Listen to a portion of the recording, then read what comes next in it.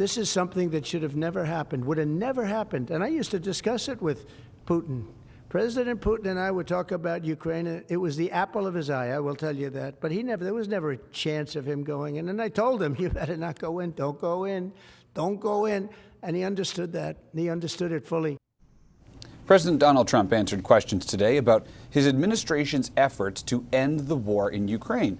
The president says he has the power to end the war, but also suggested that Ukraine had started it. The president's comments, which get the history of the war wrong, are causing concern for leaders in Ukraine and across Europe. Ukraine's president says that it sounds as though Trump is saying things that sound like Russian propaganda and that the president is, quote, trapped in a disinformation bubble. NBC's Richard Engel has more from eastern Ukraine. So Ukrainian soldiers are watching this very closely, or as close as they can, in frontline positions. They don't always have internet, but they do have cell phone connections generally. And they've been watching this with a lot of concern. They are worried that decisions about Ukraine are being made without Ukrainians' input. They worry that Presidents Trump and Putin are in the process of chopping up this country. Currently, Russia controls about 20% of Ukraine's territory in the east, where I am right now, also in the south.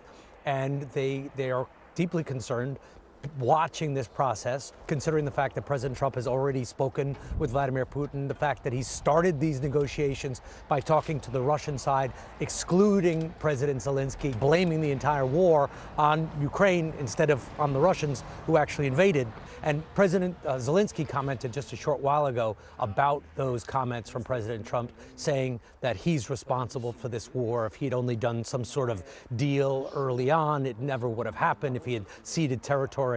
And he said that President Trump is in a disinformation bubble, parroting, it sounds like, Russian disinformation, taking Russia's take on the war. And he said that he wants U.S. officials, particularly Trump's envoy, to come hear more and learn more truth about the facts on the ground. And Trump's envoy, former General Kellogg, has just arrived in Ukraine, and the Ukrainians are eager to take him out to places like this to try and rewrite the narrative that President Trump is describing right now.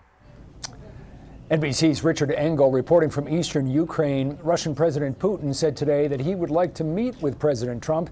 He said the talks in Saudi Arabia that are going on with underlings were very positive, and he noted that the U.S. delegation showed no bias or condemnation of what was done in the past.